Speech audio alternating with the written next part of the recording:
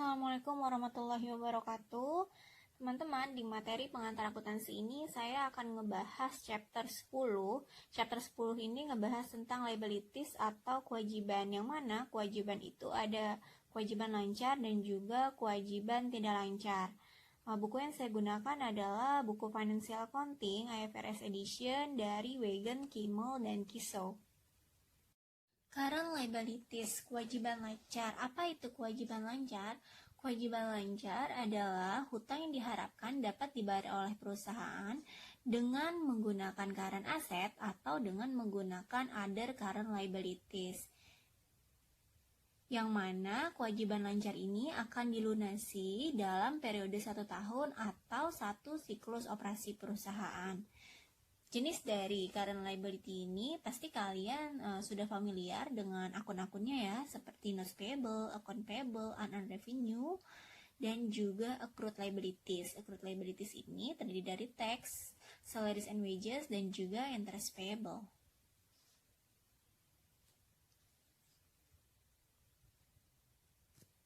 Notes payable atau wesel tagih merupakan perjanjian tertulis untuk membayar sejumlah tertentu. Jadi, jika perusahaan yang ingin meminjam kepada perusahaan lain, ini perlu menerbitkan yang namanya promissory note. Nanti di promissory note ini akan tertera berapa nominal yang akan dibayar, kemudian jatuh temponya itu kapan, ya, dan juga notes payable ini ada interestnya, sehingga si peminjam wajib membayar interestnya. Kemudian, seringkali notes payable ini dikeluarkan untuk memenuhi kebutuhan pembiayaan jangka pendek. Dan jika jatuh temponya selama 1 tahun, maka kita dapat menggolongkannya ke dalam current liability. Tapi jika lebih dari 1 tahun, maka digolongkan ke dalam non-current liability. Berikutnya adalah ilustrasi dari notes payable. Hong Kong National Bank setuju untuk meminjamkan uang senilai 100.000 pada tanggal 1 September 2017 kepada CW Corporation dengan jatuh tempo selama 4 bulan dan jatuh temponya adalah di tanggal 1 Januari. Kemudian kita diminta untuk membuat jurnal tanggal 1 September ketika Hong Kong National Bank ini menyetujui untuk meminjamkan kepada CW Corporation. Ketika disetujui, maka CW Corporation tentunya menerima cash senilai 100.000 pada notes payable 100.000.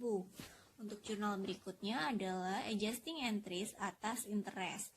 Dari 1 September sampai 31 Desember, tentu di sini sudah ada bunga yang berjalan ya, senilai 12% bunganya. Sehingga untuk perhitungan bunganya adalah 100.000 pokoknya dikalikan dengan 12% dikali 4/12, sehingga nilainya adalah 4.000. Jurnalnya interest expense pada interest payable 4.000. Kemudian jurnal berikutnya adalah jurnal pada saat jatuh tempo, ketika CW Corporation ini melakukan pelunasan pinjamannya. Ketika melakukan pelunasan pinjamannya, tentu melunasi pokok dan juga bunganya. Pokoknya tadi yang sudah dibayarkan adalah senilai 100.000, interest payable-nya tadi 4.000, sehingga total yang dibayar oleh CW Corporation kepada Hong Kong National Bank adalah 104.000. Berikutnya ilustrasi soal dari sales tax payable. Pada tanggal 25 Maret, kasir dari Cooley Grocery ini semacam minimarket yang ada di luar negeri ya, menunjukkan bahwa nilai salesnya pada tanggal 25 Maret itu adalah 10.000 dan sales tax-nya 600. Sales tax ini diperoleh dari 10.000 dikali dengan tax rate-nya 600. Sehingga jurnal atas penjualan tanggal 25 Maret adalah pada soal sales revenue-nya diperoleh berapa? 10.000. Sales tax payable-nya sehingga cash yang diterima kasir adalah 10.600. Nah, sales tax payable ini ya menjadi hutang si pihak Kuli Grocery ya. Jadi Kuli Grocery ini harus membayarkan kepada pihak pemerintah karena ini adalah sebagai hutang pajak penjualan ya, sebagai kewajiban yang wajib disetorkan oleh pihak penjual kepada pemerintah.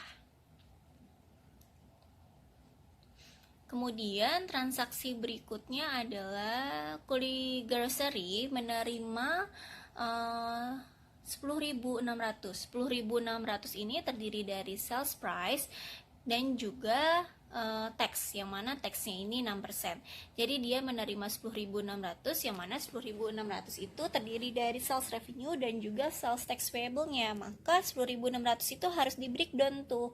Harus di breakdown mana sales revenue-nya dan mana hutang pajaknya yang wajib disetorkan kepada pemerintah.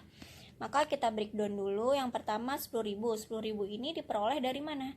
10.600 ya, cash yang diterima dibagi dengan 1,06 ya, sama dengan 10.000. Sales revenue-nya udah dapet nih 10.000. Nah, tarifnya tadi kan tarif tax-nya adalah 6%, ya udah tinggal dikalikan 10.000 dikali 6%, yaitu 600. Sehingga breakdown dari jurnalnya adalah cash 10.600 atas 10.000 untuk sales revenue dan sales tax payable 600.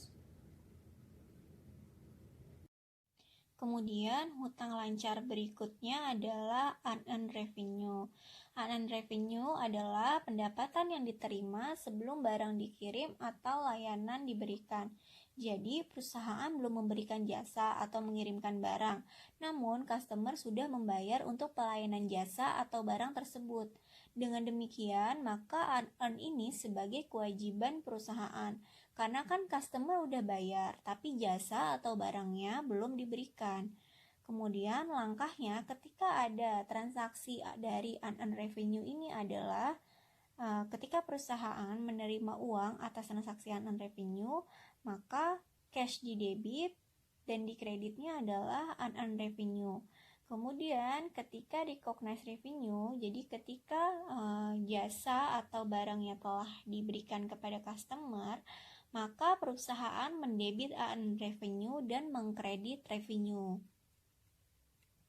Tipe bisnis dari unearned revenue ini ya, seringkali akun unearned revenue ini digunakan dari perusahaan yang bergerak di bidang airlines, magazine publisher, dan juga hotel.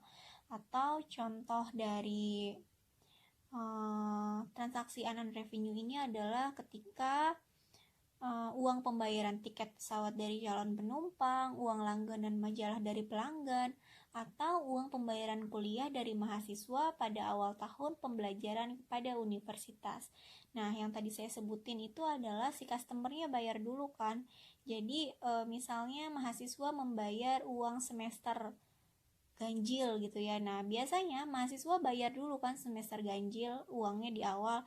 Nah, baru deh mahasiswa itu setiap harinya belajar pakai jasa dari universitasnya gitu.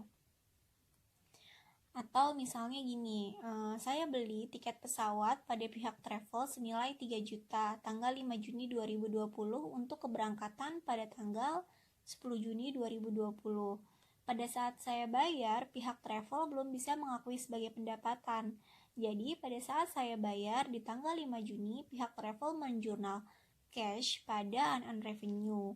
Kemudian, tanggal 10 Juninya ketika saya sudah menggunakan pesawat gitu ya, maka pihak travel baru bisa mengakuinya sebagai pendapatan. Jadi, jurnalnya adalah unearned revenue pada tiket revenue.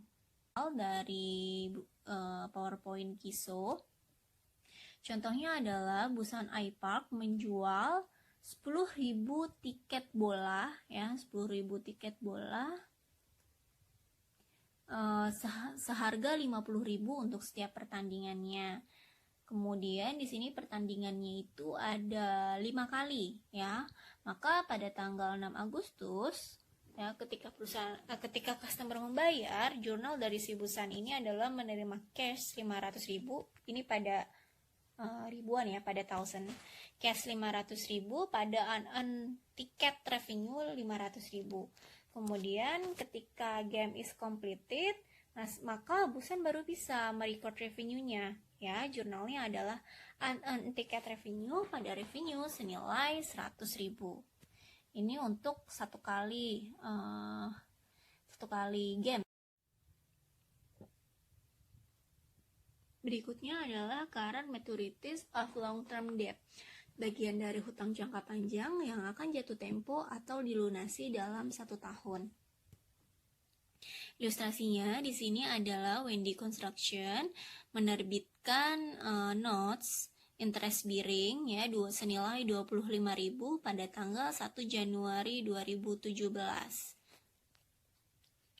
Setiap tanggal 1 Januari ini Wendy berkewajiban untuk melakukan pembayaran cicilan senilai 5.000, dan cicilan pertamanya itu akan dilakukan pada tanggal 1 Januari 2018. Kemudian yang ditanyakan adalah kita diminta untuk mengklasifikasikan mana yang golongan current liability dan golongan long term liability. Jadi, cicilan yang akan jatuh tempo pada 1 tahun ya, yaitu yang akan jatuh tempo pada tanggal 2018, 1 Januari 2018 ini yang kita cicil 5.000 itu akan diklasifikasikan ke dalam current liability. Nah, sisanya yang 20.000 akan diklasifikasikan ke dalam long term liability.